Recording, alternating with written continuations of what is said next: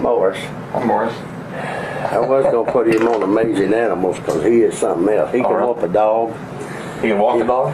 Oh, he'll whoop every dog out there. When we go out on the patio, I mean, he'll get on them and won't mess with him. And he takes a walk out there and runs a while with me.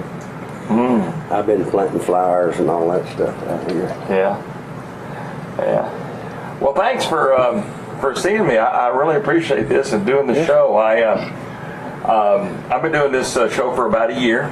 Okay. Yeah, it's on the KAMU, which is the public TV channel at Texas A&M, and it's called Veterans of the Valley. And it's a weekly show, and I guess you'll be about the 44th, I guess, veteran that I've had on the show. Okay. We've repeated the show a few times. We've done some repeats, but you'll be about the 44th different veteran that I've had on the show.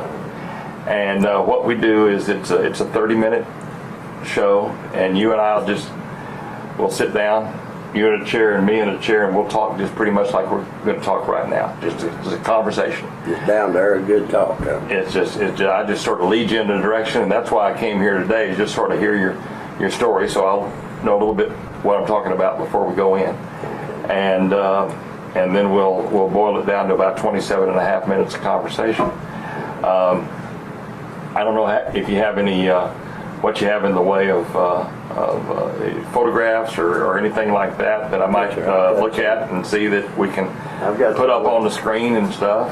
I've got so many different presidents. Yeah.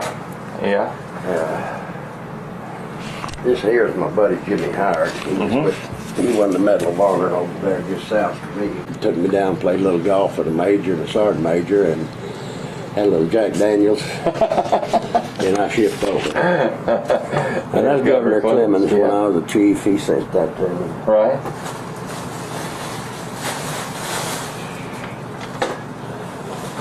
Here's the old Silver Star I got over there. My general and them were a little upset. They said that was above and beyond the call of duty. They should have been the Medal of Honor. And I said, well, listen, I didn't fight for medals. Right. I tried to save my men's lives. Exactly. My general was upset. Here's George W. when he was running for the second term. I got invited down to Turbiville for the big beer bust. Right. And that's my buddy. He was county judge there. Yeah. And I won the city and the county officer of the year, which made, if you understand law enforcement, there's a lot of professional jealousy in it.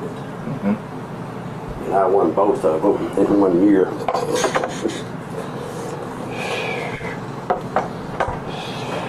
Everybody kept saying, well, you must have been in the right place at the right time all the time.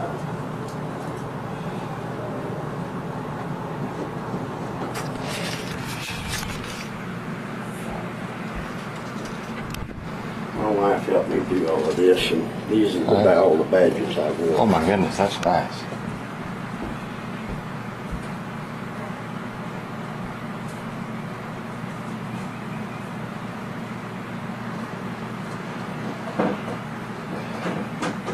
You were police chief in Madisonville? Yes, sir. For how long? Almost 4 years. Usually about as long as until they change the city council in America. You know what I mean? Right. And this is when I was in Vietnam. I was 19 years old. My goodness. I had a combat photographer. I had a little jealousy in the Marine Corps. How come you always got a combat photographer? I said, I don't know. So he took a lot of pictures for me. Yeah. I've got some more too, but I've got to find them. Right. We had 74 dead Marines on the ship in cold storage, and we had memorial services. Yes. And each one, pilot of a chopper or whatever, his best friend took a helmet out and set it down to represent them. There's 74 of them on the flight decks. Right. So that was, the sailors wouldn't go down and break out the perishables because all the dead bodies, because the body sometimes sits up, nerves. So we had to send Marines down there to do that. So. Guess so. Well, tell me, where'd you grow up and I was born and raised in Muskogee, Oklahoma. I see. My folks were dairy people. My dad was a World War II veteran. All my uncles, all the women worked at Douglas Aircraft Company, driving rivets and welding. Grandparents raised most of the kids until they come back. Right. And then they brought German prisoners out. I guess the reserve, and let them work in the fields. And I used to sit out on the corn wagon listening to sing them old songs. Right. I guess they're from the Africa Corps. Right. What they said, my granddad. I was about 3, I can remember back when I was about 3 years old. And then my dad sent me a B-17 bomber from England. And I used to play with that around the house a lot.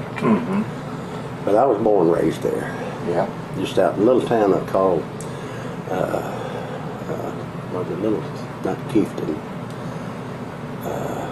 God, I can't even remember that. I'll be 66 this year, and I think I'm getting them, we call them senior citizen thoughts or something, or Right. drifts, or whatever you want to call it. Right. But it was just out from Muskogee. I was born there in the hospital. Yeah. Muskogee, Oklahoma. So you went to high school in Oklahoma? Or? Yes, sir. Graduated from Daniel Webster High School. Right. Won the state champion in baseball. I had the home run hitting league in my years. Yeah. Swimming, I was captain of the swimming team, captain of the defensive football team. I could have played a little college ball if I wanted to take a scholarship. I got tired of farming. My dad asked me if I was wanting to run away, and I said, Dad, I've been thinking about it many times. He said, well, you never did ask me to help you pack. So, but I said, I'm going in the Corps. Had a big steel strike in '59. Yes, sir. And it laid a lot of people off, and I was just going into machinist job. And I just went to the Marine Corps. A buddy of mine said, Wes, let's go in the service and get it over with. I went in the Corps. Wound up being a professional Marine. Liked it, just like a job, everyday job. Right. You got your training schedule for the next day, posted. Just a job. Where were you first? Where were Well, you? my first duty station was Hawaii. Right out of boot camp, San Diego, recruit depot. So what year would this have been? That was in '59, 59. going into '60. And then all at once they had the trouble started over in Southeast Asia. Right. So they shipped me to Okinawa. And I went into what they call the FMF pack, Fleet Marine Force, where we made amphibious landings in the Philippines.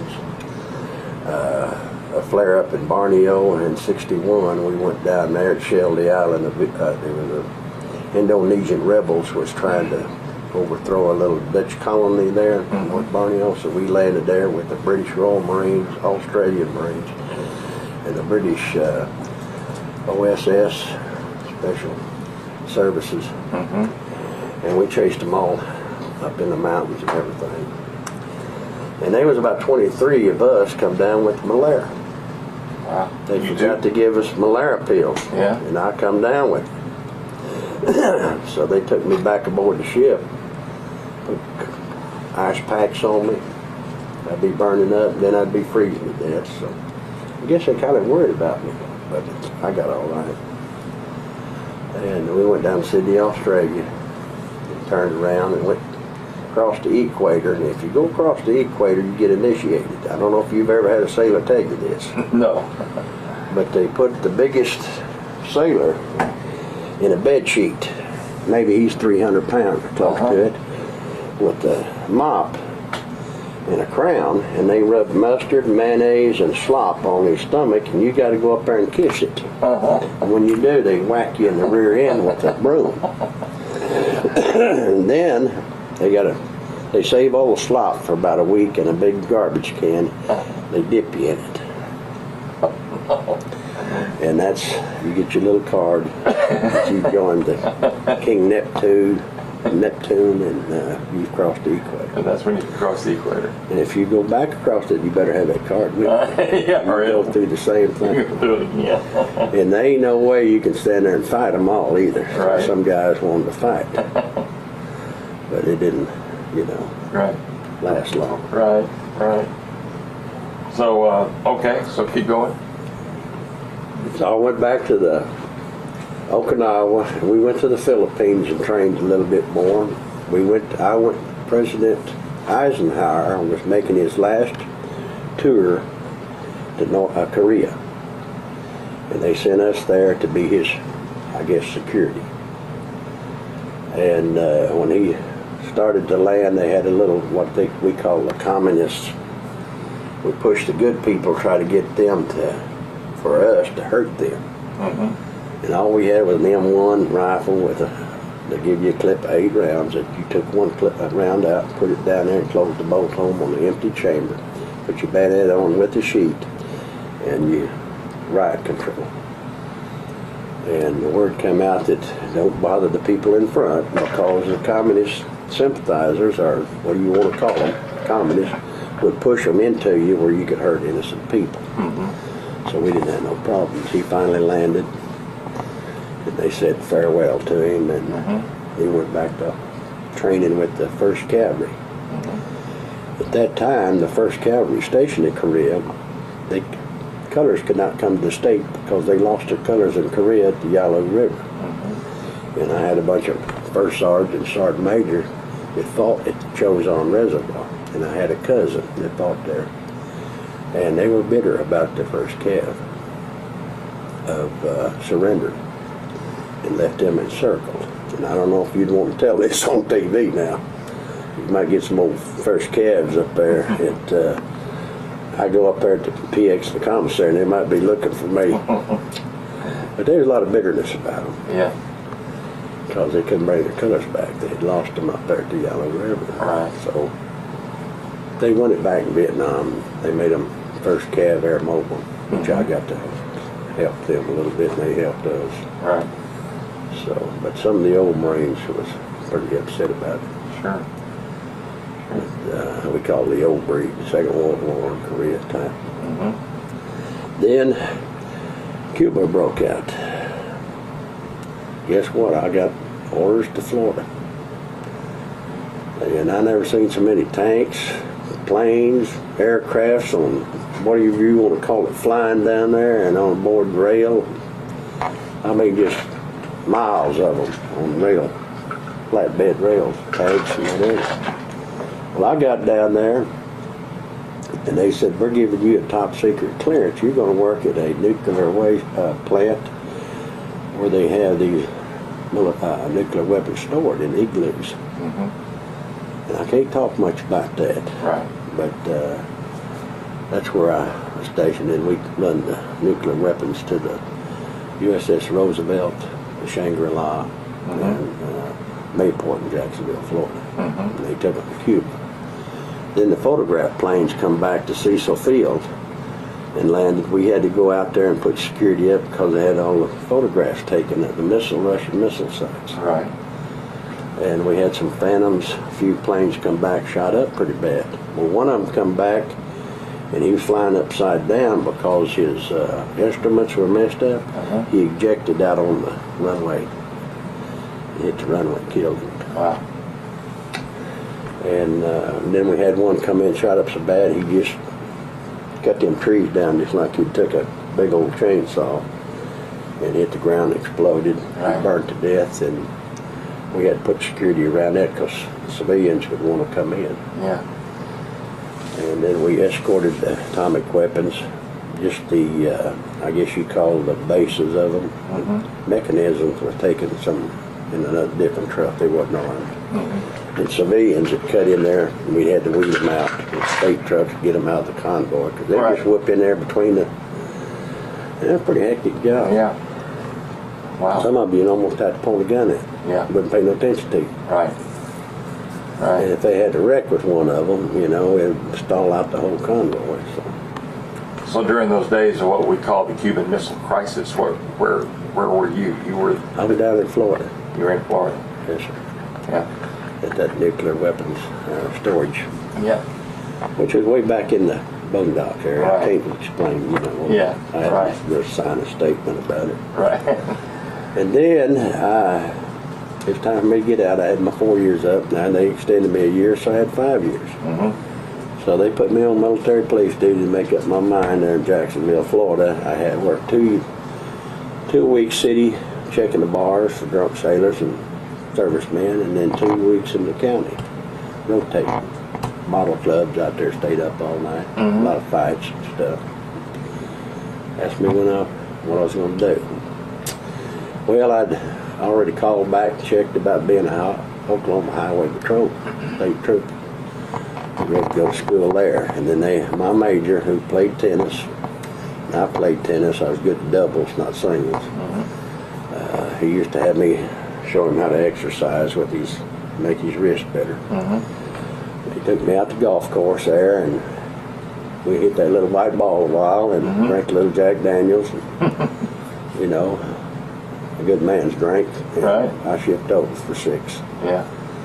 So they up and sent me to DI school, Paris Island, drill instructor school. So I went there. I didn't like that spit and polish, saluting officers and all that. I said, listen, I'm going through your school. I'll take your school. But I'm a fighting man. I don't believe in this. Mm-hmm. So you send me to where I need to go. Mm-hmm. So they sent me to Camp Lejeune, North Carolina. Right. So I took over weapons platoon. And we went on the med cruise, and then I got to go train with the French Foreign Legion at the island of Corsica. Bonifacio, the town of Bonifacio, just about a quarter of a mile to a mile, is their boot camp. Mm-hmm. Well, in the town of Bonifacio, they took me there and showed me the room that Napoleon was born and raised in, and talked about him. Mm-hmm. Well, some of these were former Nazi Germany. They had the SS marks on over here, and some of them were Russian. A lot of them are old, what they call freebooter soldiers Right. from World War II that just wanted to stay in the military. Uh-huh. So I got to train with them, had a lot of fun with them. Got to know them real good. I went to Marseille, France, had a beer party together with them. Yeah. And they sent me a cap badge and a bunch of stuff if I'd trade stuff with them, Yeah. And they loved the Marine Corps. They said the Marine Corps was one of the finest fighting men, and that they wanted to be like them. Right. And they had the party where they down in Mexico, where that group of legionnaires fought to the Mhm. last man in the whatever wounded Mexican general. Didn't take them prisoner. He said they fought too good. Mm-hmm. So they always had that party at that time of the year. Dress up with the sombreros and all that. And a very traditional fighting outfit. Right. So they was getting ready to go to Chad in Africa to put down some kind of rebellion or something. Uh-huh. And from there I went back aboard the USS Catamount. It was a flagship with the Admiral and Commodore. And I had the color guard and all that. So I went to Italy, Leghorn, Italy, France. Went to Camp Darby, where Darby's Rangers was wiped out there in the what do you call it, Salerno, raid or whatever. Come back from there. Said, Marine, we're sending you to Vietnam. What? There's a fighting going on. Well, I already knew what was year are we going at on. now? Pardon? What year are we now? We're in 65. Okay. And I said, well, first of all, I want to go to guerrilla warfare school in Panama, Fort Sherman. So I went down there, trained for 8 weeks in guerrilla warfare school. Green Berets had done been over there as advisors with our instructors, and they tried to put you through some of the hardest ships that you could ever go through. Mm-hmm. Tried to break you. I don't know if it was in their service fighting, because there's jealousy in there who's the best. Mm-hmm. And Green Berets want to be the best. Well, we wrote a song down there about them. And I can't tell you that if you got your recorder on, because I can sing it to you when they ain't. But we made a song and got a lot of bitterness out of it. So then I'll hear the song later. Go ahead. I went to Vietnam, fought there, got wounded a couple of times, fought a little bit more there, then got put in the hospital again. And I was out at 2 years of recovery from wounds. Yeah. And gunshot wound in my arm, left leg, and in the right hip, shrapnel in the neck, and shrapnel all in the arms. My goodness. But the shrapnel in my arm and everything, I told the doc, I said, I'll shoot both of your legs off if you give me a Purple Heart. Because I don't want one. Because the last time they had taken my mother to the hospital, she passed out when the blue sedan picks up with the blue uniforms on and all that. They take her to the hospital. I was worried about her more than I was worried about myself. And I guess that scares a mother to death. Yeah. To see that car pull up there. Right. With the dress blues. It's either going to be a death or what. Yeah.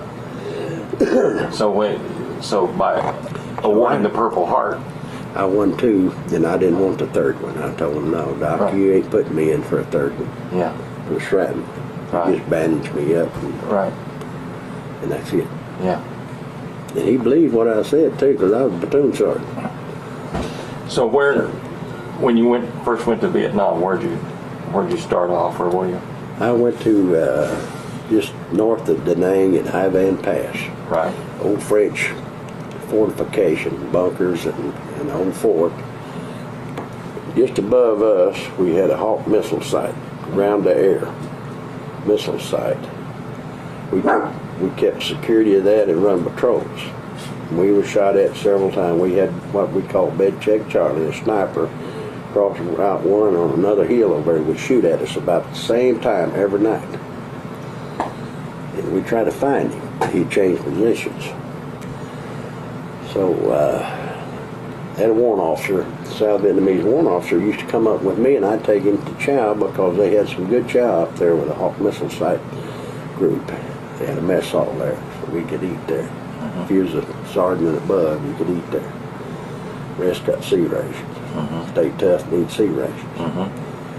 Well, he got a convoy come through there one day, and I was just coming back from lunch, chow, and the Viet Cong ambushed it. Killed 15 Arvins with the RPG round, and I watched them, so I took the 50 and opened up on them. And the Arvins gave me the Vietnamese Cross of Gallantry for that. And then I went on patrol to find them, and I found their base camp. And that's when I was hitting the leg. Yeah. And then they had their food already being cooked. And what I learned through guerrilla warfare school, and also through a hollow log, they'd hollow a log out, cut little holes in it, and cook the rice in it. Well, where the little holes drifted the smoke up, they'd take a leaf and prop it over the smoke, and they'd wet it. And the smoke would go this way, and you'd never see it come up through the trees. I told my men, you look at this, and how smart these people are. Yeah.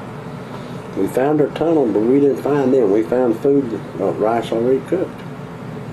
We couldn't find them. Couldn't find but one little old tunnel. And I wasn't going to put a man down there. Right. You know, throw a grenade down in there, and that was it. Yeah. And then I got hit. The sniper or somebody. This was the first time that you were wounded. So when I called it in, I called my skipper. He was one actual, I was one actual assist. He said they couldn't get a chopper to me because of the side of that mountain, there's 2 trees, too much canopy. I worked my way down to the Route 1, and here comes a colonel, South Vietnamese colonel, in one of them old French cars that looks like a bug. I can't remember the name of them. But you've seen them. Yes, sir. He had about 4 of his girlfriends in there with him and a driver. So I commandeered it.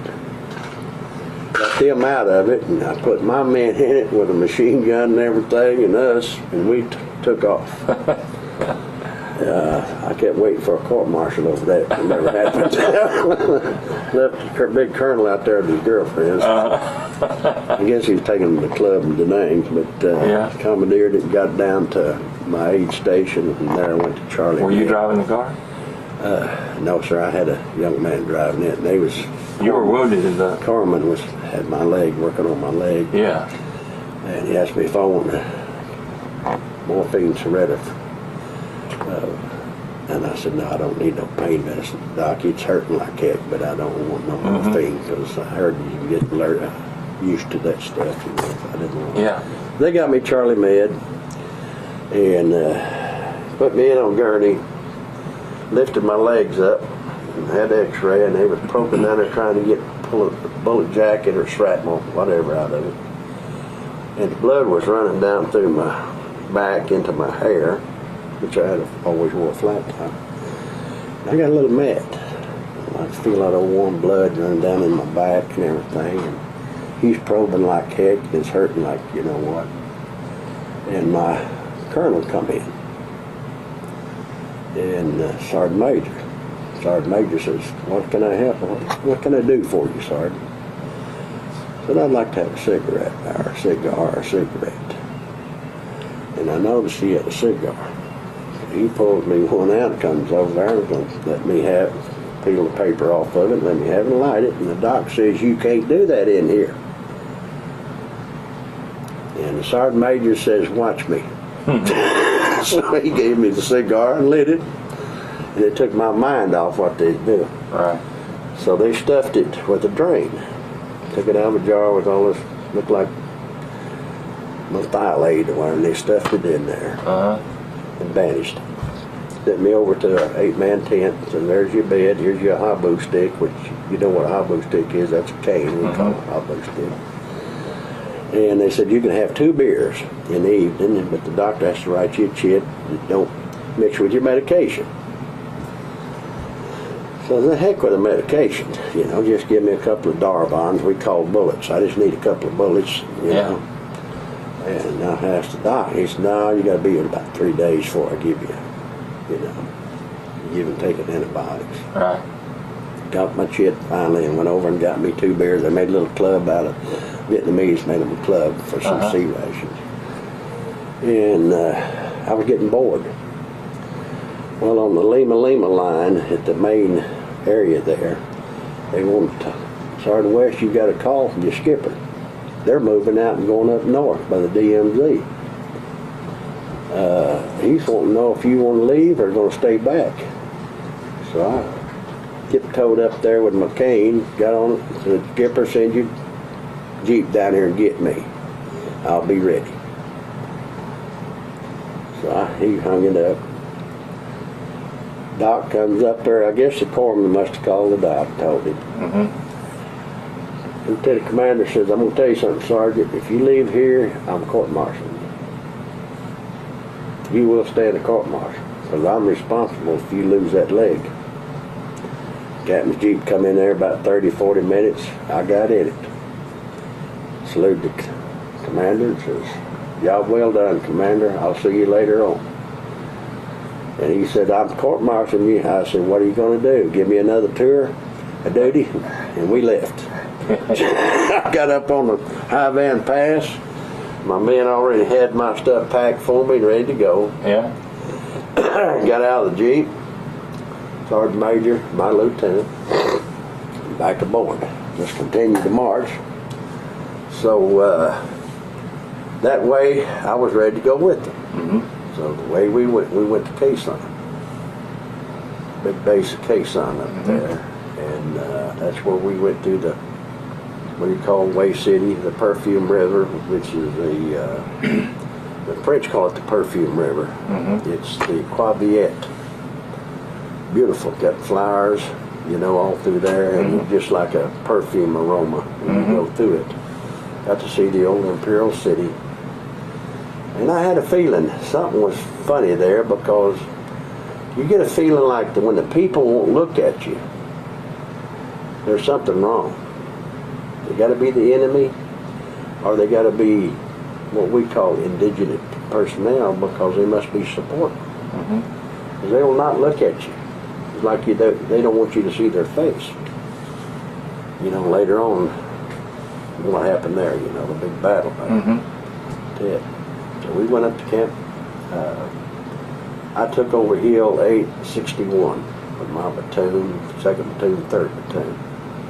And the skipper, we built him a bunker, sandbagged it. Had a big old tree there. And I told the captain, I said, Captain, if you don't cut that thing down, they're going to use it for an aiming stake. Don't worry about it. My God, about 3 days later, they mortared the hell out of us, and I'm going to put one down in his bunker. So he said, cut that tree down. Yeah. I would just take det cord, wrap about 4 wraps of det cord, boom, cut it just like a chainsaw. Right. Cut it up, whatever you want to use, some wood or make you a bunker and all that. Yeah. We run patrols night and day from there. One day I'd run them, lieutenants run them at night. Then I'd run nights, he'd run days. And then he got where he didn't want to run them, so I run sometimes night and days. And I don't like to talk about people, but he got where he was cutting his arms up pretty bad on tiger grass. If you've ever walked by tiger grass or corn leaves, how they cut you like paper cuts, well, that grass cuts you the same way.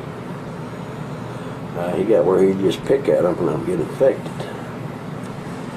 And I kind of watched him then, you know. I thought there's something wrong, something was bothering him, maybe too much combat or something. But they only stayed out in the field 6 months. We stayed 13. So he got shipped back home. Got me a new one. Yeah. He was a good one. Lieutenant Coleman, he used to be a Mustanger and went to OCS and got an officer's commission, and he was a good man.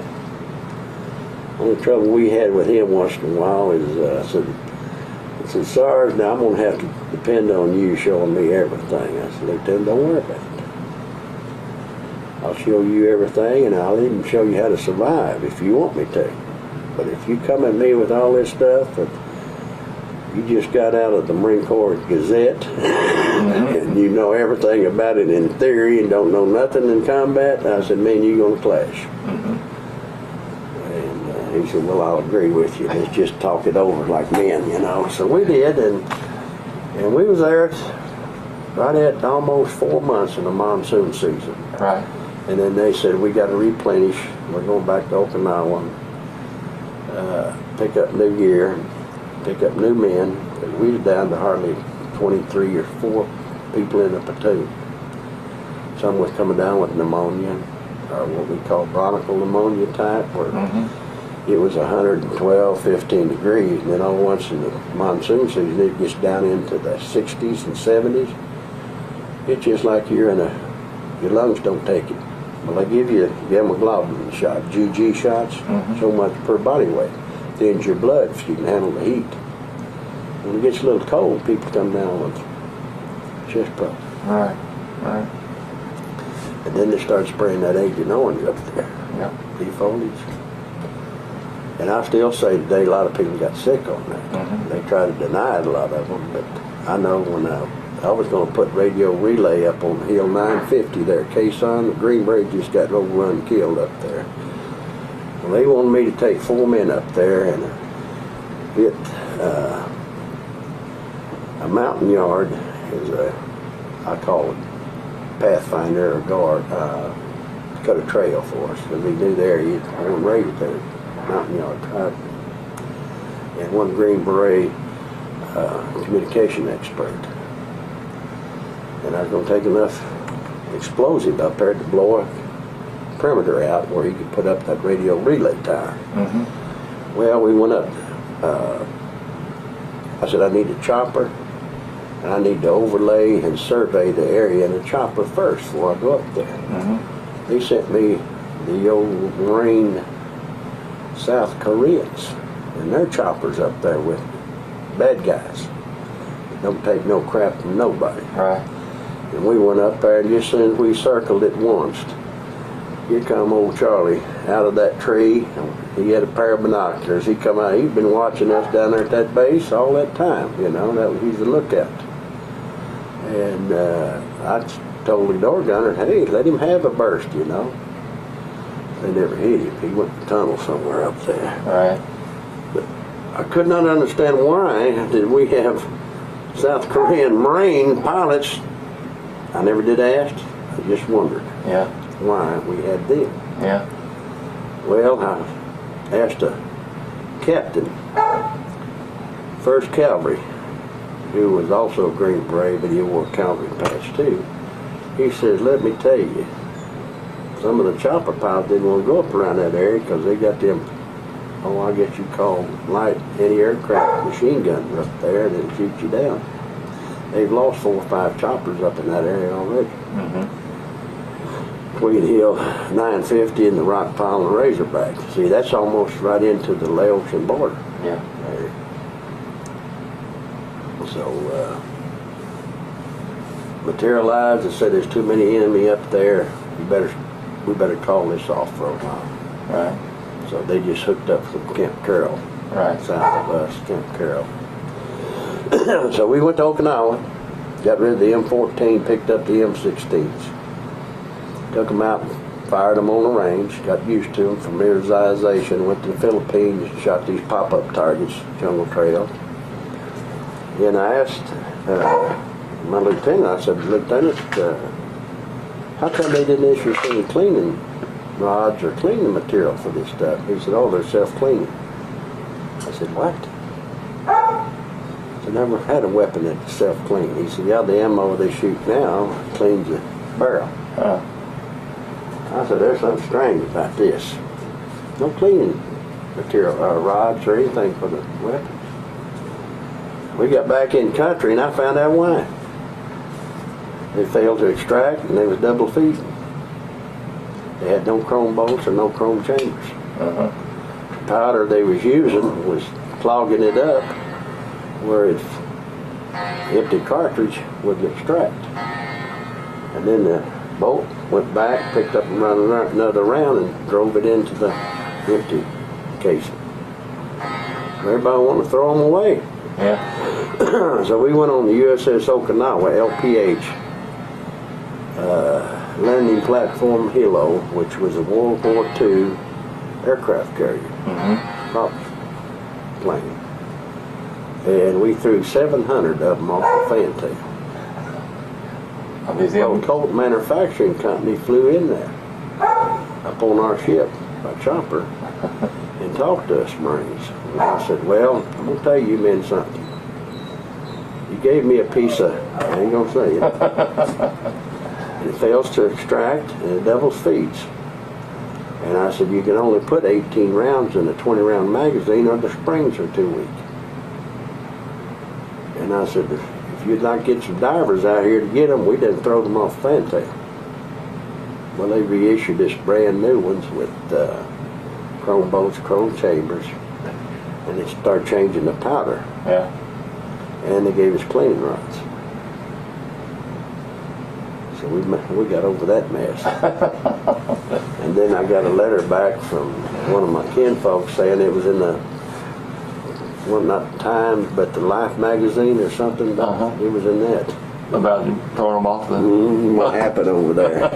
We had Marines killed up there on the hill that had them broke open and was trying to pull a cartridge out, get the cartridge out.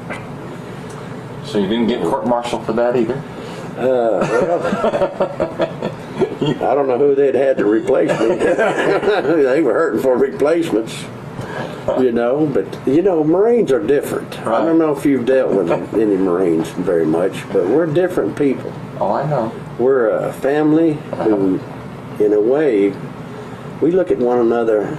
We're good when we take care of each other. Anything comes our way, we improvise, adapt, and overcome it. Right. There's nothing we can't do. Exactly. If you think, improvise it, adapt, and overcome it. Right. So they teach us that. Then they give you in the boot camp, they give you a Marine guidebook, how to be a Marine, and they give you a little pocket Bible. So that's the guidebook of life. Body, mind, and spirit. Now if you put them three together, there ain't nothing you can't do. Exactly. So that's the way they train us, that's the way we feel, you know. How'd you hurt your hand? I got a machine gun bullet took the engine bolt out. and my hand's nerves are starting to crawl up, and there ain't nothing they can do about it. So that came from that. Gunshot wound, yes. Hit all 3 nerves, and blow the bone out on here. Went through my flak jacket, and I had a 38 in the shoulder, a 45 in the shoulder, hopefully hit it. I cracked 3 of my ribs and collapsed my lung, and had to blow it back up. And this is what put you out for a while, right? Yes, sir. Yeah. And then I had 3 rounds went through my pack. One hit my helmet here. Had a big knot right there. Went through the metal lining and come out the back here. And one hit the magazine pouch here and it exploded. 3 rounds. And then one hit me in the hip here and went through my buttock, but it didn't go into the bone, it just took flesh. You can see the spiral from the bullet where it went through, down through my flesh. So how many times in all were you wounded? I was about at real bad, about three times. Yeah. You know. Minor little old shrapnel I didn't mess with. They caught us in rice paddy one time, mortared us, and you don't run back, you gotta run through it. You know, because they just walk one in front of you, one in the back, and just till they walk them on you.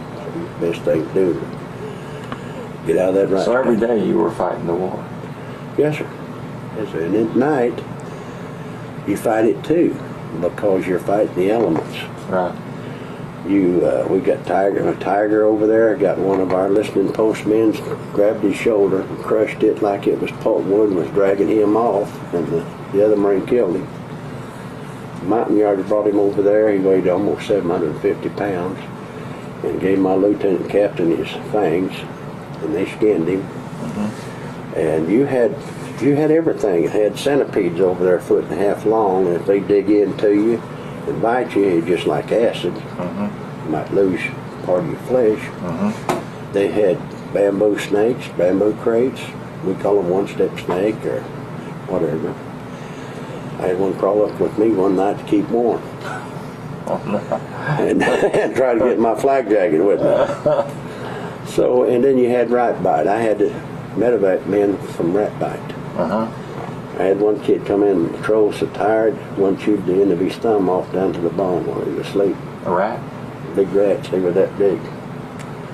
And the dead people out there, they would start in from the rear end, eat all their intestines out, the body just collapsed. Oh my gosh. Rats that big, you know. And every night you could hear them. I killed one. We had one we called Bedshed Charlie. Big old one. And I was in a old bunker we made, pretty deep. And I had this right guard was scared to death of him. He went down to artillery and got these wooden ammo box and built him one up all about that high off the ground. And he burnt candles. He traded sea rice for candles from Mountain Yards. And he burnt candles night and day practically. But in dark corners in there, because you have everything, enclosed, and you make an L or an S, come down in it, and you put at night you put your poncho up with little rocks and a can tied to it, because if somebody comes down in there, do you in, you'd hear it. Yeah. Well, this big old rat, he'd come across that tarp, you could hear him, kind of like a house cat. Yeah. The one corner there, and he'd chew out a sandbag where he could come down in there. And he'd come in there and he'd just stand up and look, and my eye about open. I said, oh, he's going to scare the death out of this sergeant. Old sergeant one time, he fired that 45 in there and like it broke my eardrums. Missed him, blew a big hole out of the dadgum side of the bunker room wall, and dirt flew everywhere. I said, don't you ever do that again. And I'm not going to sleep with cotton in my ears. Right. Don't you ever do that again. I thought we'd been attacked. That rat West, he's bound and determined to bite me.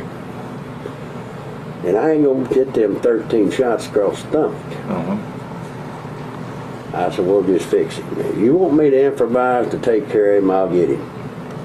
And when I had no claymore, it fell off a truck one time and got run over and busted all up, but the firing mechanism, the firing pin, the cord and the charger was still good.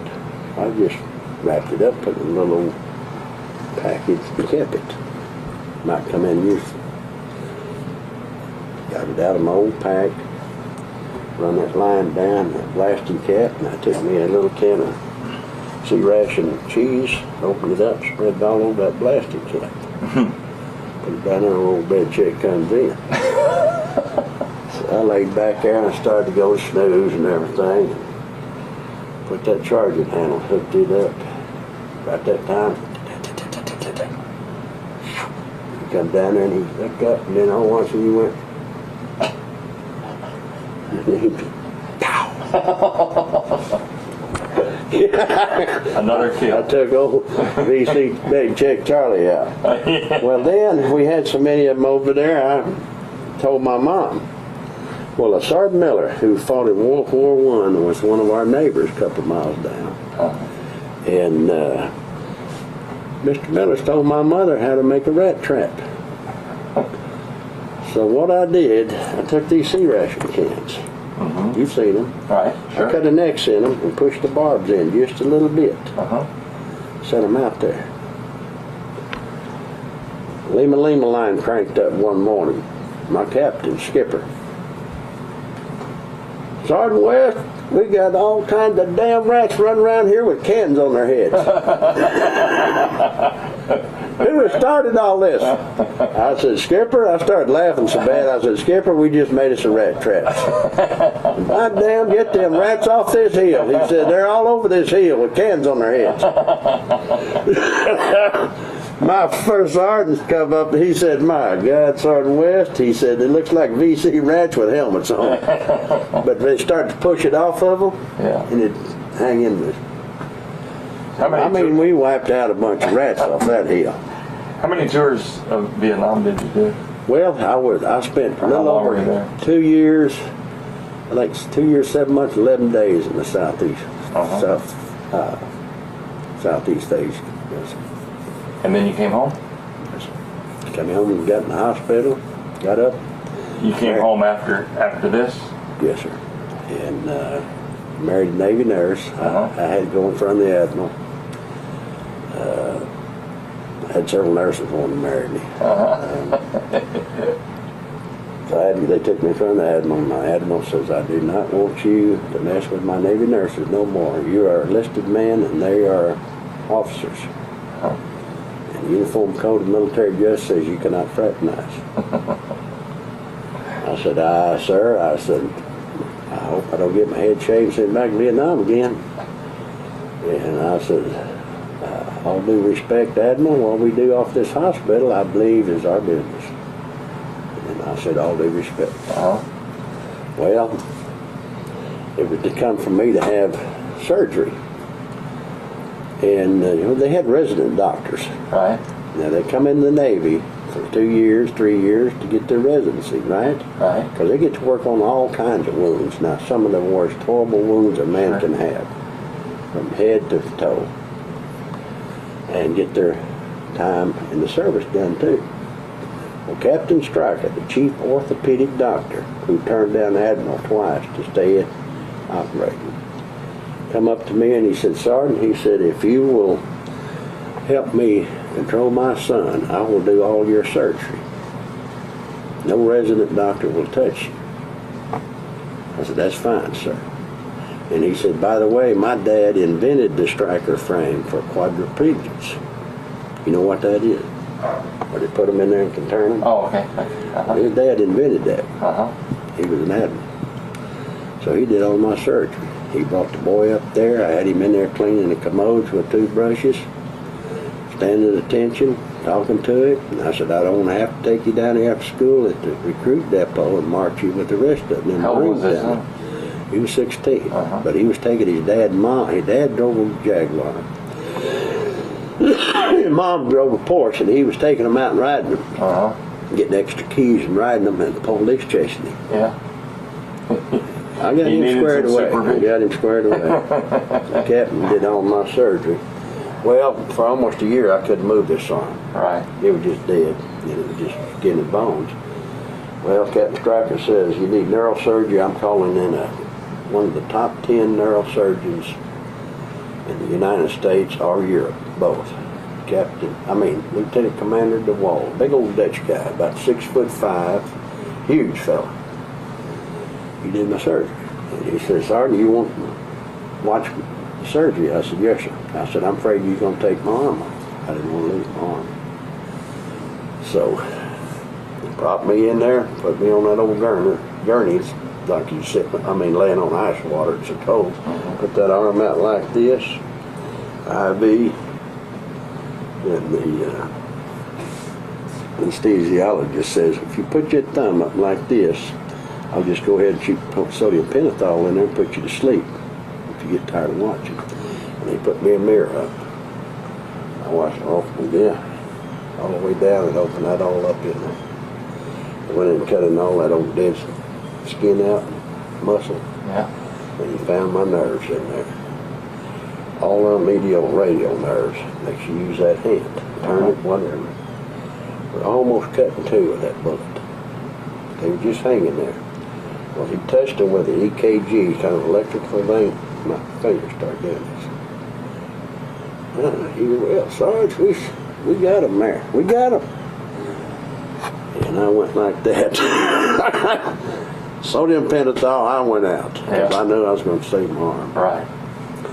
And down in recovery, when I woke up in the recovery room, there's a little nurse down there taking notes. Because have you ever heard of sodium pentothal is kind of a truth serum? Right.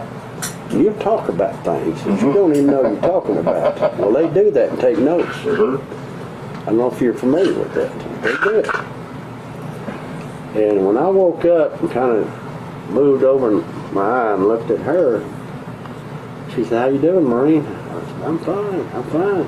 She says, "Are you sure?" I said, "I want me a big cheeseburger and a Pepsi Coke." That was on my mind for some reason. I don't know why. Because I guess you'd probably kill a man for a cheeseburger in Vietnam. or pay everything you had, in your pocket. But she kind of laughed. She said, "We'll fix you up. We'll get you up to the ward." So he went out at the ship's, they had, we'd call it G-Dunk, little restaurant there on the Balboa Naval Hospital. She brought me a big old double cheeseburger and Pepsi. I said, "Ma'am, you have made my day. You've saved my life." So that's the first one I had in over a year or 2 years, But I got along. Then my general come to see me, Sergeant Major, and I've got the Marine liaison. Took it over. Well, I called PSA Airlines.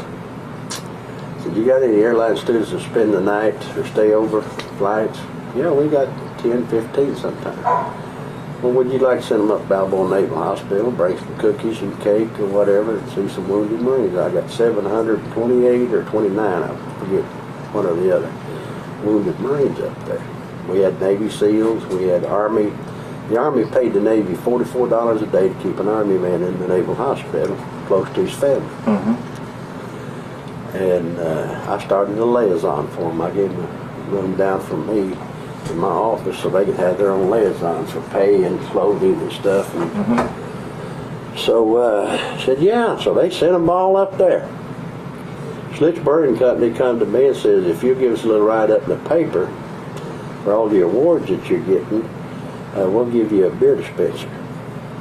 So I called my sergeant major, and he okayed with the general. The general says, "As long as I get my picture taken, I'll be up there." They gave me a big beer dispenser, 16-gallon keg. Navy nurses says, "Well, you want to live off the hospital?" So they got me an apartment in a big apartment complex. This woman put on all that, and I'd push it out there and put a can there for a nickel a draw. Put a nickel in it, and draw one by the pool. And I had officers and Navy nurses and all that, and they got upset about that. And had the police come over one time, the music was loud. Watch officer said, "By the way, can we stop by here and have a beer with you when we get off duty?" I said, "Welcome aboard. You protect and serve." So I got half of police got off, went by there and put the nickel in and got them a draw of a beer. Well, I made enough money I can go down to Staff Club and buy in the package store and buy me another keg. Yeah. Well, my landlady says, now, Sergeant, don't you let my husband, Gene, he's going to AAA. And I don't want him to have any beer. Right. I said, now, by the way, if he tries to, I'll bring him up there by the neck, turn him into you. Mm-hmm. Well, what he did, he'd come around the back of my apartment, he got where he'd take the screen off, get in there and draw him one, and get back out the door. So, by gosh, I said, I finally, something's wrong here, you know. So I told her about it. Boy, he got upset with me. He says, my God, I can't hardly live with her now. Must let you doing that to me, Sergeant. I said, well, stay out of my dadgum beer, you know. Yeah. So the nurses all said, Sergeant, let's have a Halloween party. I said, what do you mean? Oh, I'll just say, I'm going to use your restroom right here, and then we'll come back here in just a second. I got an eviction notice the next morning on my door. Said, oh my God, Marines done me and I invited you over here. Can that man talk? Great story. Well, I lived it. And like I was telling this gentleman, I don't know what, it was just, when you're with special people, you don't, I mean, it just happens. Right. It's destiny or something. Right. My buddies always call it destiny. Well, you just live in destiny. Yeah. Things happen. Well, I went down to Staff Club. I was on the Staff Club committee. I bought her a case of pink champagne. Uh-huh. I put my feelers out to find out what she liked to drink, and I took that case, put a big bow tie ribbon on it, and I set it right by her office door. That notice come down. I didn't get evicted. But I told my buddies, no more of that. Yeah. One had killed her. You know? So I called Gene Autry's Hotel and Motel in Palm Springs, and they said, listen, Sergeant, we'll take 100. If you get the transportation board, we'll put up 100 for the weekend. So I called the Navy liaison, and he said, well, we take in Navy buses. They took 100 Marines to Gene Autry's Hotel and Motel in Palm Springs, and they had the masseurs there, and the big parties, and they had Martha Ray come and told jokes. She was an old Navy nurse. Mm-hmm. In World War II at Balboa, when they had the Balboa out there at the park at Pitch, Right. where they built that out. Yeah. And she had fun with them, joking. And I said, Martha, don't you remember me? I was that old sergeant up there on Hill 861 at Quayside, and you come up and hugged. Are you that mud Marine? I said, that's me. Because she flew out there with the chaplain. And Green Berets had honored her as a major, and she had the camouflage on, and they was talking about making that movie, the Green Beret, the plane and all that. And I could tell you something that happened there, but I don't want you to put it on the record. But she was all the Marines wanted to hug her, smell her perfume. Uh-huh. So she remembered me. Yeah. And then I brought them back. Then the captain called me from the Golden Nugget in Las Vegas. He got out of the Marine Corps, the captain. He said, I'll bring 50. You can bring 50 to Golden Nugget, and I'll give them $300 worth of chips to gamble with per man. So I took them there and got that taken care of. Then all at once I had every restaurant, Pizza Hut, the El Cortez, the Atlantis Motel and Hotel at the beach and all that, Collins, and you could send 4 or 5 with their wives or girlfriends and free meals at night. Pizza Huts, pizza places, all the pizza and beer they wanted for the guests, wife, and I had all that going on at the same time. Yeah. So the old first sergeant come there. He'd been injured. He said, well, if I didn't take that old desk right there, and I said, you can have that desk, but here's your clipboard. You go up on the board. I'm going to sign you Ward so-and-so, and you take down what they need. Pay, clothing, parents to come see them. And I had all this walking wounded staff. I had them on clipboards on the wall there where they'd come get them every morning, go up different wards, take down what they need, wounded, bring it to me, take it to my clerk typist. They typed it all up. I had an officer come in every once in a while, second lieutenant. He has to sign it to get it done. Had a big safe on the floor where I did issued ID cards because you got to keep control on that. I had a phone there that was specially hooked up to every Marine Corps command in the world or the United States. I could just call them, say, I've got one of your people in the hospital here, he needs clothing or he needs his pay records at a certain code name, you know, or to be under safe and key, lock and key. So you took care of them? Yes, sir. And I did that constantly. Yeah. Well, you were recuperating yourself. Yes, sir. All this. And I'm waiting on surgery. They always kept me a bed up there on 26-3D, orthopedic ward with my name on it. Always kept it ready for me. Yeah. Well, I'd go back and forth. I think about 8 operations I went off and on. Right. And I'm trying to quit. I usually have water. Was it during this time that this picture was taken with Bob Hope? Well, the Padres called me up. Some big shot. I guess the owner of the Padres says, Sergeant, I've heard about you. I've seen you in the paper. Well, see, the Navy, I put up for the Navy Cross, and the Navy gave me a big birthday party out at the beach with about 400 and some odd people. All the Navy, food and everything for me for my birthday. I got up walking wounded. And then people kept wanting to come take pictures, you know. It's a publicity thing, you probably know. Right. About publicity. Sure. Oh, yeah. During the war. Yeah. Well, not Martha Ray, but Don DeFord, Raquel Welch, and all them came up, the Theater Guild.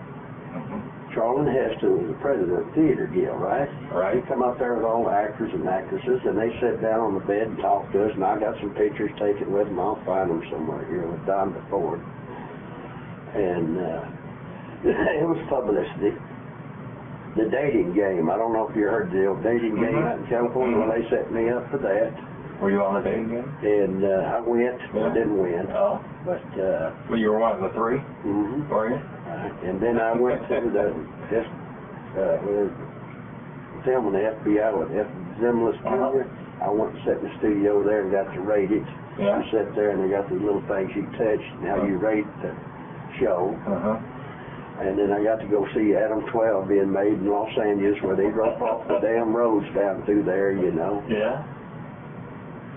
Asked me if I wanted to be, when they call it, bid actor. I said, no, I just want to sit here at the chair and watch. How they filmed it, see. I got to do a lot of things. I'm going to tell you, I don't know if people just opened up their arms to me or something. Well. And publicity was something. Well, my first sergeant said, West, have you ever been to one of these go-go joints? I said, I've never been to a go-go joint. He said, let's go down there and see what's going on in dancers. Well, guess what happened there? I had all the dancers coming up to the Naval Hospital seeing all the guys. And we got a bad call one time from some guy says we didn't leave them alone. Somebody could get some acid thrown in their face. Right. We knew who that was, probably. You know.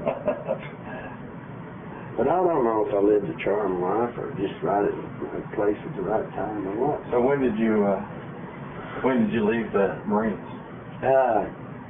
They come up and said, Sergeant, you got 70% disability, combat wounds. We're going to put you on the temporary retired list. All right. So I stayed working with them back and forth, you know.